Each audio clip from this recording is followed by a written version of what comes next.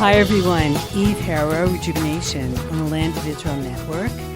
Today is Wednesday, May 29th. Yes, I know I'm late. The 21st day of ER 5784.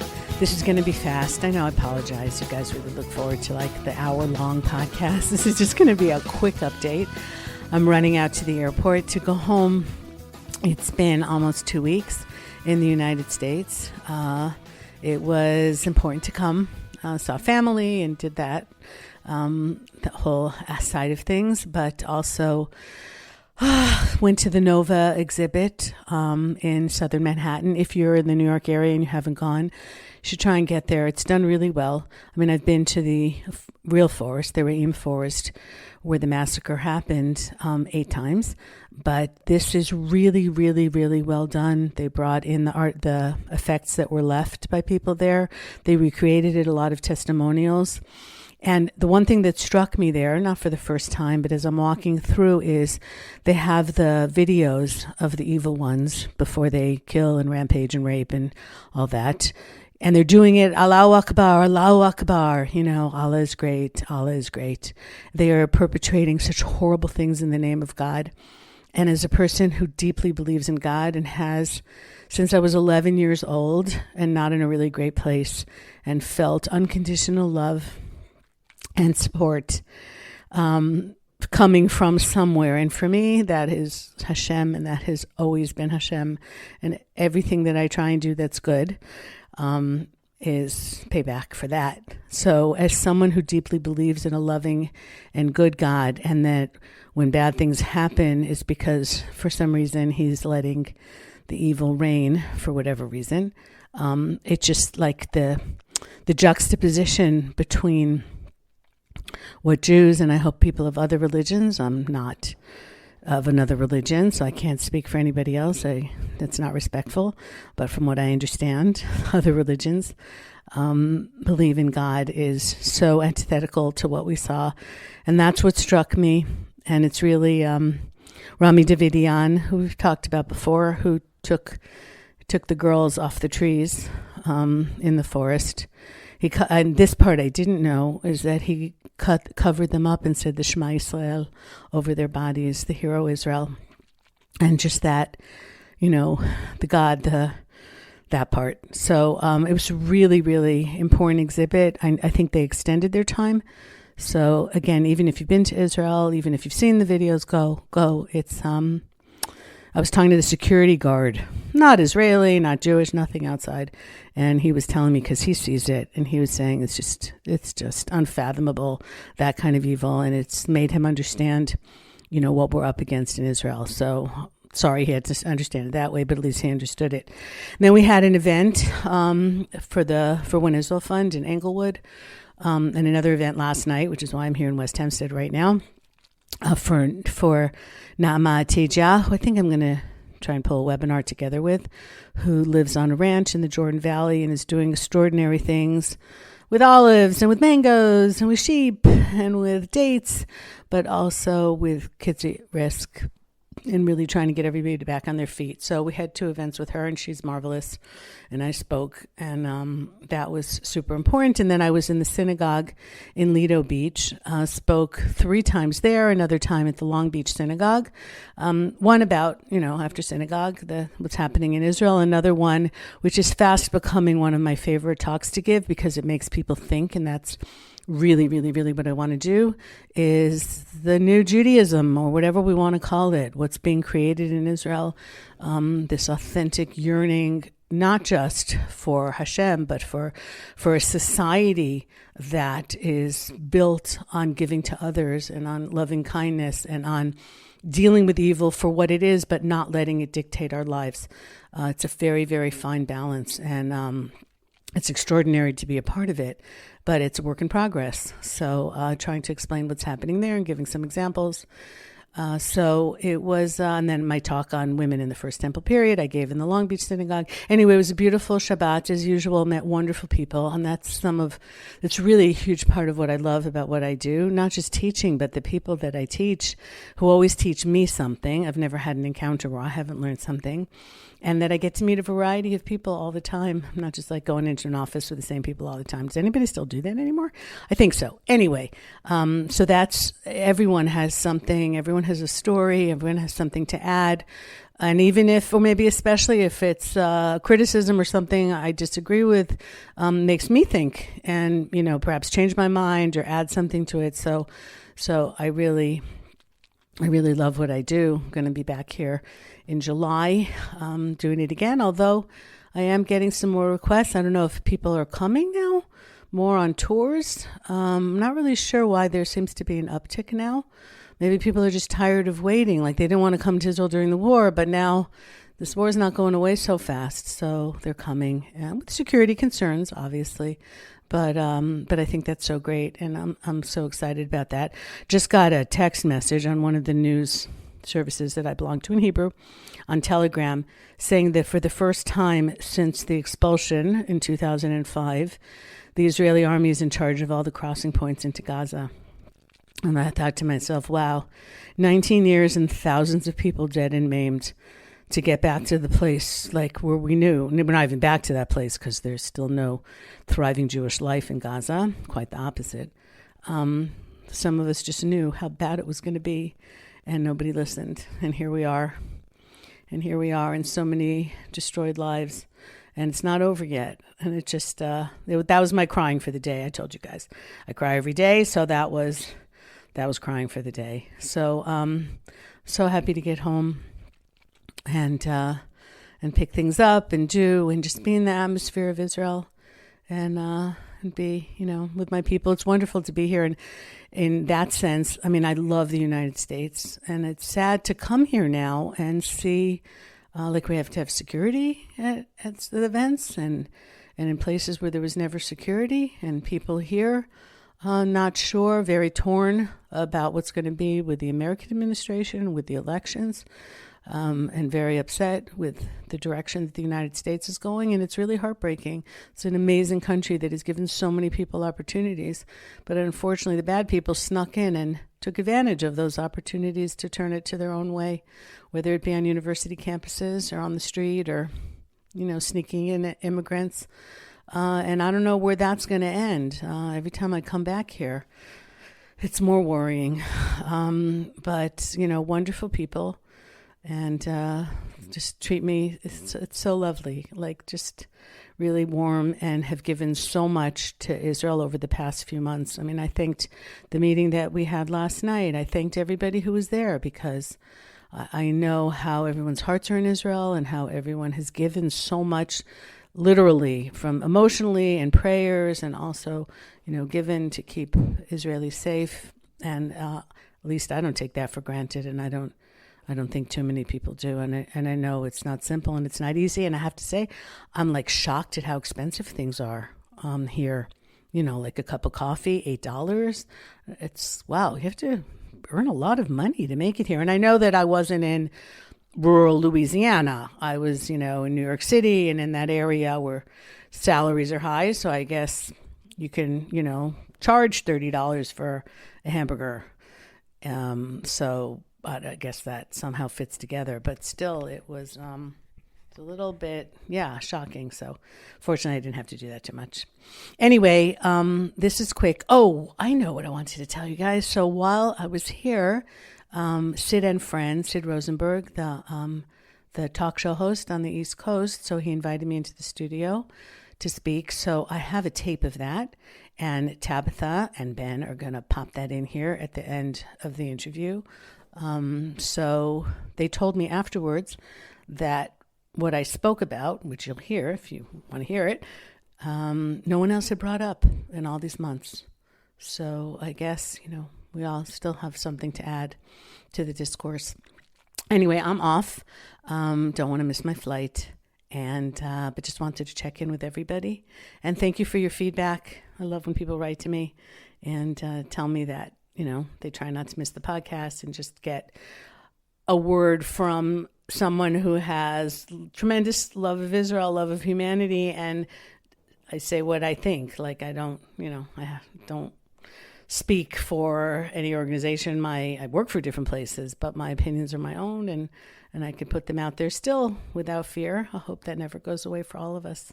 Anyhow, Eve Harow, Rejuvenation on the Land of Israel Network. So you'll hear my interview in a second, and I hope wherever you are well, and take care, everybody, and goodbye for now.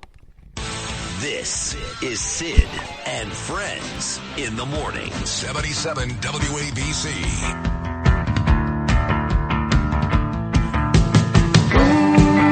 Another great song, New Rufino, just on fire again. So one of the highlights of our trip to Israel, I think Justin would agree, we did a lot of very nice tours, a lot of them.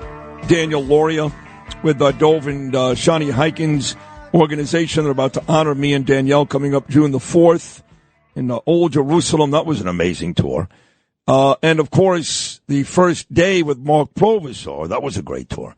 But Eve Harow does it like nobody does it. This lady she is something else, man. She's a podcast host. She's a tour guide. She's a great storyteller. She's got roots from California to New York City. And she gave us a great, great tour and took us to the Gush. Yes. And that was an unbelievable experience. We saw a movie, how, in fact, the Jews ended up there, stayed there. It was just a wonderful experience. My wife, Danielle, says hello. So do me and Justin. Welcome to New York City. Thanks, Sid. It's great to be here. Great to have you. Last time you and I spoke just like this, face-to-face, was at Alex Trayman Studios in Jerusalem. He'll be here tomorrow, by the way. Amazing. Yeah, he follows me everywhere, Alex. All right, let's get right to the this video that came out, this gut-wrenching video. So Justin reminded me, he said, when Eve took us to Gush Etzion, and you took us inside the brains of the operation, right? Yeah. And you had these three young, attractive girls sitting there, keeping an eye on all of it with security. He said, these girls, the five that were abducted in that video, basically did what they do. Is that right? Yeah. Their cameras are all over Israel. Look, we try and keep people alive and try and keep people safe. So we have cameras all over Israel, especially on the borders, but also in the communities of Judea and Samaria, because that same jihadist ideology is all around us in the villages around us, and we have to keep an eye out and stay one step ahead of them. And it turns out that girls have more of an ability to keep their eye on the screens for hours at a time. My own daughter, Naama, was what's called in Hebrew a tatzpitanit, a spotter, in the army at Erez. One of her area was Gaza. And so when this film came out yesterday, this was her nightmare, my nightmare, when she was in her service 10 years ago. We're talking about the film with the five girls who were, and that's an edited film. I hope everybody realizes. Well, explain. You said something to me about being edited about a certain word. They used the word pregnant, but in Arabic, not really true, right? So even in the shorter version, which leaves out the dead bodies and the actual violence, like you see the girls are bloodied, but you don't see how they got there. But someone says, and it's translated into English, these are girls that can get pregnant. But someone who speaks Arabic told me that's not what he said. What he said is these are girls that can be sex slaves. Oh, my God. So I think that all of us realize exactly what's happening to these girls. Well, I can tell you this. I'll tell you why you're probably right. Because I had a gentleman on right after October the 7th who was there.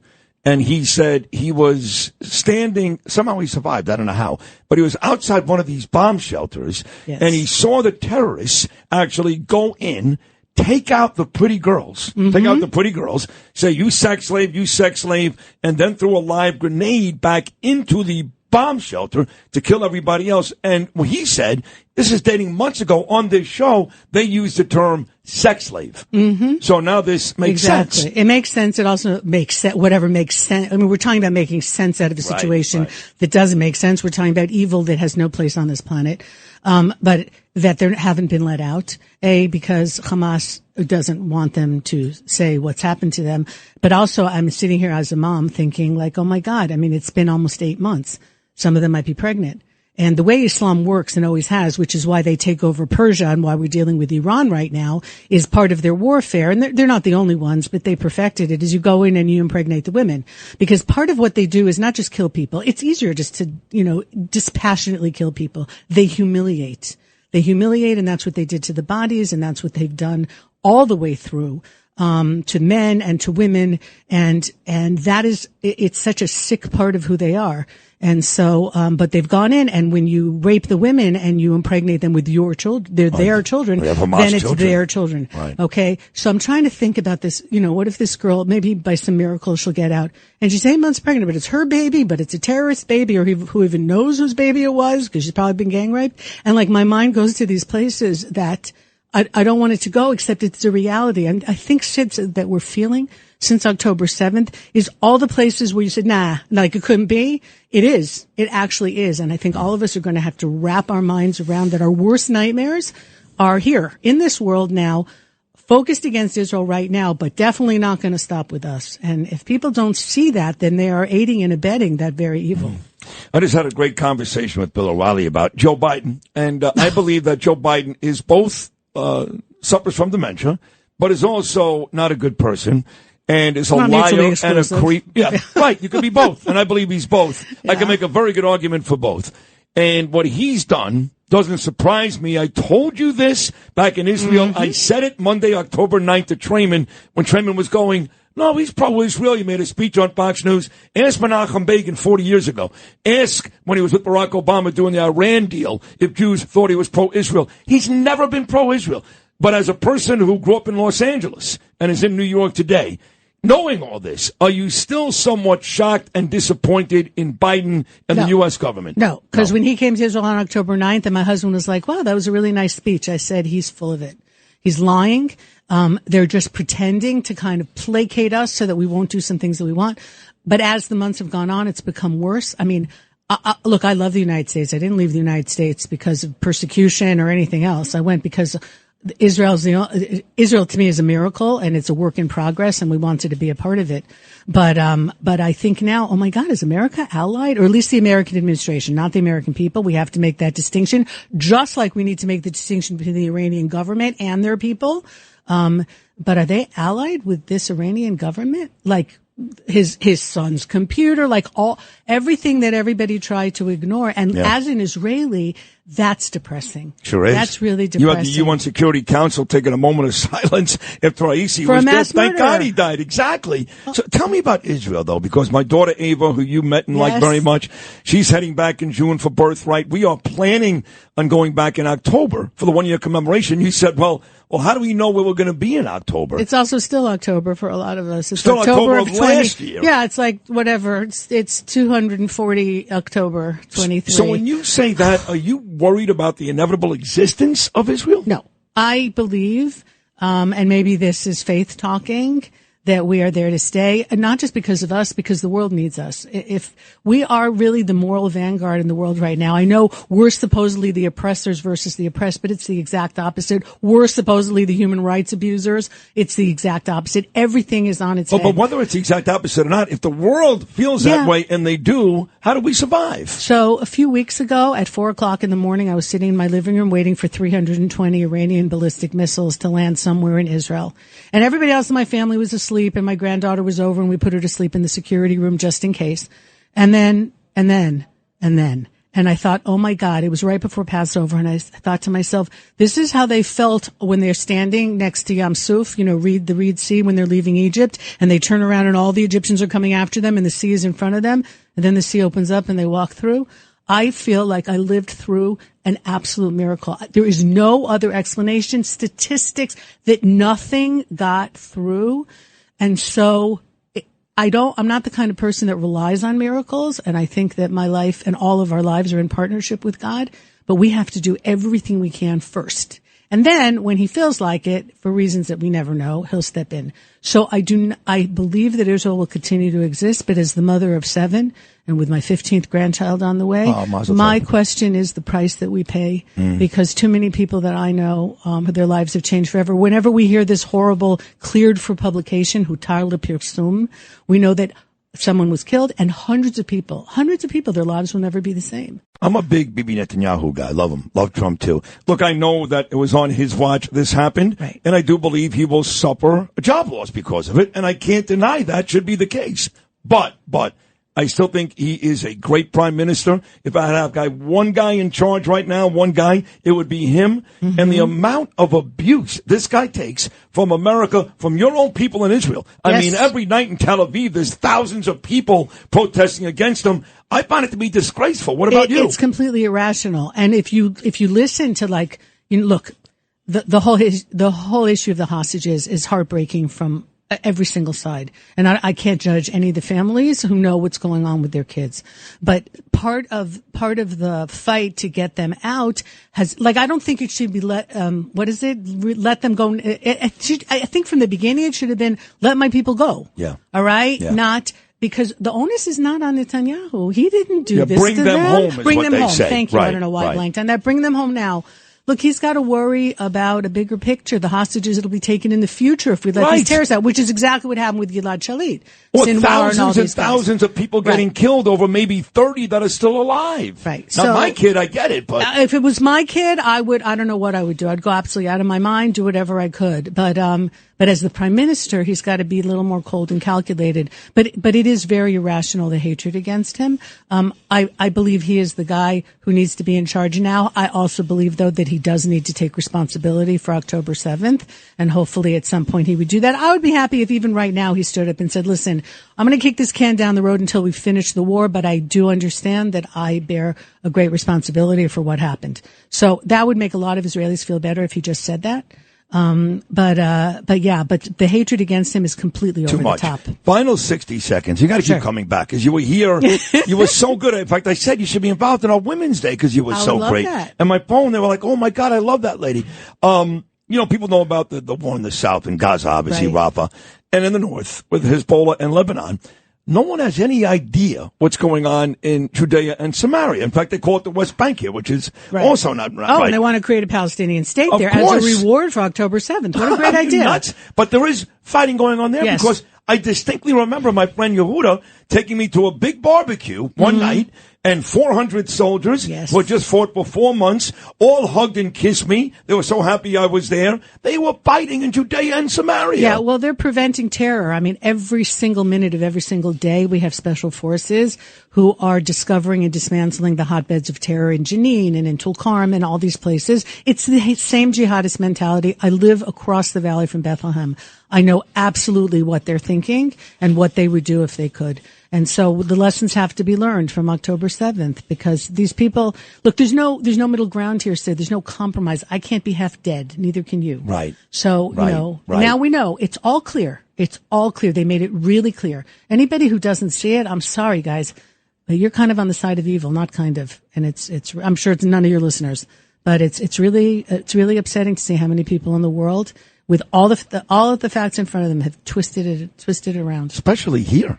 This has been between Columbia and NYU Times Square and City College. Something Times Square. Right. I mean, really horrible, right? You can't believe it? Yeah, well, you can't believe it? It's cool to be pro-Palestinian. I guess. You know? But Queers for Palestine, are you kidding me? I mean, they would kill them in 2 seconds. Not even. And humiliate them. Also. That's right. And that's what we have to remember. I have to give Scott Feldman a lot of credit. One Israel Fund. Yes. You and Mark and all these people. I mean, he has put together a team of Hall of Famers. You guys are all great, all of you. Look, we have all our skin in the game, and that's the only answer. This is not theoretical for me. It's not a job.